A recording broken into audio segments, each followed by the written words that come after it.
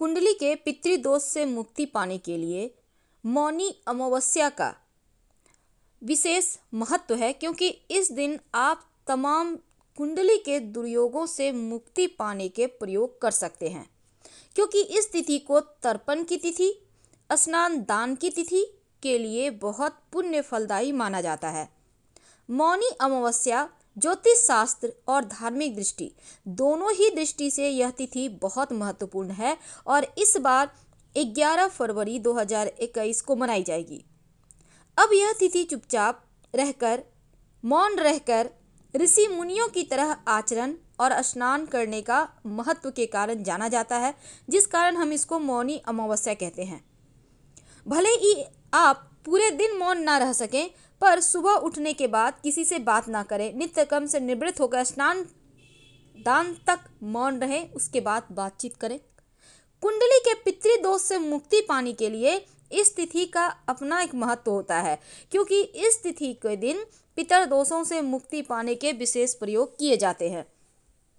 क्योंकि मौनी अमावस्या के पर्व पर मकर राशि में सूर्य, चंद्रमा, अब यहाँ पर गुरु भी हैं, शनिदेव भी हैं, तो ये विशेष फलदायी युति बन रही है। और इसी दिन से शनिदेव अपने जो मकर राशि है यहाँ पर से अगले दिन वो कुंभ राशि में प्रवेश करेंगे। क्योंकि मौनी अमावस्या का अमृत के समान स्नान दान का महत्व है, क्योंकि अगर आप पवित्र नदी सरोवर में नहाते हैं तो फिर इस दिन का महत्व और बढ़ जाता है। इस दिन पवित्र तीर्थ स्थानों पर नहाने का विधान है। एक छोटा सा दिव्य प्रयोग आपके भाग्य को बदल देगा। क्या करेंगे? सुबह सूर्योदय के पहले उठें, पूरे घर की सफाई करें। अब आप अगर पवित्र नदी सरोवर में नहाते हैं तो अच्छी बात है, नहीं तो आप अपने घर में ही नहाने के पानी में थोड़ा सा गंगा जल डालकर नहाएं। अगर गंगा जल ना हो तो 2 तुलसी के पत्ते डालकर ही नहा लें। फिर स्वच्छ वस्त्र धारण करें। अब पितर देवों के निमित्त आप उन्हें तर्पण करें। कैसे करेंगे? देखिए, आपको जल में थोड़ा सा काला तिल डालकर, अगर पवित्र नदी सरोवर में स्नान करते हैं तो दक्षिण दिशा की ओर फेस करके आप तर्पण कर सकते हैं। अगर घर में करते हैं तो आप भगवान सूर्य को ही जल में 1 चुटकी काला तिल डालकर जल अर्पित कर दीजिएगा।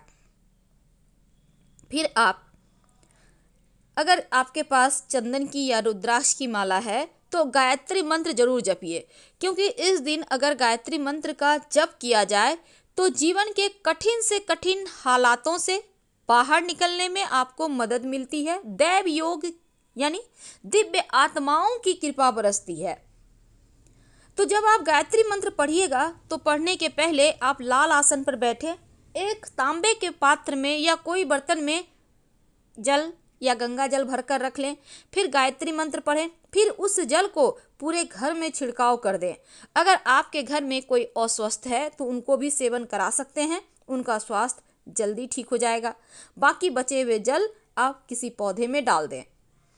इस दिन आप अगर पितर देवों के निमित्त दान करते हैं, खास करके तिल और गुड़ का दान इस दिन करने का विधान है, तो आप तिल गुड़ का दान कर सकते हैं।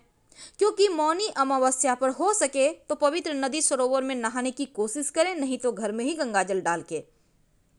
इसके बाद आप कच्चा दूध एक लोटा में ले लें, उसमें काला तिल ले लें थोड़ा सा, इसमें गंगा जल, मिश्री या गुड़ जो भी आपके पास अवेलेबल है उसमें डालें। पीपल के पेड़ में जाकर अर्पित कराएं। पीपल के पेड़ में जब आप अर्पित करेंगे इसको, तो पितर देवों के नाम से ये अर्पित करेंगे तो क्या होगा ना, पितृ प्रसन्न होंगे। याद रखिए, 1 लोटा जल ले लें, थोड़ा सा उसमें दूध डालें, थोड़ा सा काला तिल डालें और फिर इसमें आप गंगा जल हो तो डाल दें, नहीं तो गुड़ या मिश्री डालें और प्रेम से जाकर अर्पित कर दें। ओम नमो भगवते वासुदेवाय का जप करें, भगवान को प्रणाम करें और वापस आ जाएं। पितर देवों के नाम से आप इस दिन जरूरतमंद लोगों को तिल का तेल, दूध से बनी मिठाई, सफ़ेद कपड़े, फल सब्जी, दवाई का भी दान कर सकते हैं। हो सके तो अपने हाथों से 2 पीपल के पौधे किसी सार्वजनिक स्थान पर, किसी मंदिर में आप जरूर लगाइए, ताकि आपके जीवन के हर कष्ट ही दूर हो जाएं। अब पीपल के पेड़ में जल अर्पित जब करेंगे तो शाम के समय अगर आपसे हो सके तो आप जाकर शाम के समय सरसों के तेल का एक दिया जलाइएगा, उसमें 1 चुटकी काला तिल डाल दीजिएगा।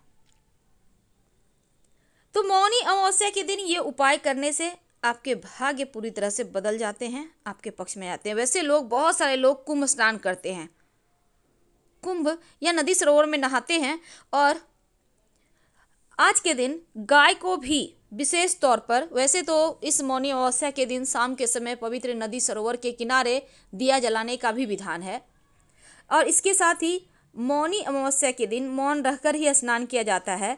तो इस दिन गाय को अपने हाथों से, अगर आपका चंद्रमा कमजोर है, मन की समस्याएं ज़्यादा परेशान करती है और जीवन में कष्ट ज़्यादा बढ़ गए हों, तब अपने हाथों से दही और चावल खिलाइए, मानसिक शांति बढ़ेगी।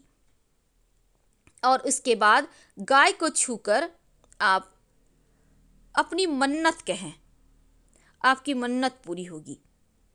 वैसे तो आप इस दिन गाय को गुड़ और तिल भी खिला सकते हैं। आपके जीवन के जो पितृदोष हैं वो पितृदोष समाप्त हो जाएंगे।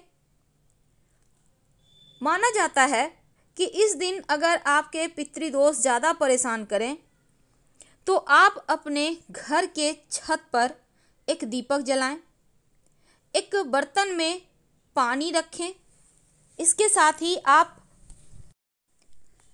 एक बर्तन में सफ़ेद मिठाई या फिर खीर रखें, अपने घर की छत पे या कहीं ओपन जगह में रखिएगा। वैसे तो सुबह सुबह कोई चिड़िया खा ही लेगा, लेकिन मान लेते हैं चिड़िया ना आए, आपके घर में ओपन जगह ना हो, तो आप सबसे आसान है कि किसी भी शाम में जाकर किसी भी पेड़ के नीचे आप रख दीजिएगा। मिट्टी के पात्र हो तो और अच्छा। जो दीपक जलाइएगा, दीपक का मुंह दक्षिण दिशा की ओर होगा, और इसके बाद अगले दिन सुबह दीपक शांत चुकी हो जाएगा, इसको कहीं मिट्टी में दबा दीजिएगा। जो जल है उसको पौधे में डाल दें, जो मिठाई या खीर है उसे किसी पशु को खिला दें, गाय को, बकरी को, किसी भी चीज़ को खिला दें। ऐसा करने से आपके जीवन के हर परेशानी समाप्त होंगे, पितरदेव प्रसन्न होंगे और आपका पितृदोष, कुंडली का दुर्योग आपका समाप्त हो जाएगा। बहुत सिंपल है, अपने हाथों से ही खिलाइएगा गाय को दही और चावल। ये आज के दिन ये प्रयोग करके आप तमाम परेशानियों से निकल सकते हैं। तो फिलहाल आपसे विदा ले रहे हैं। हर हर महादेव। धन्यवाद।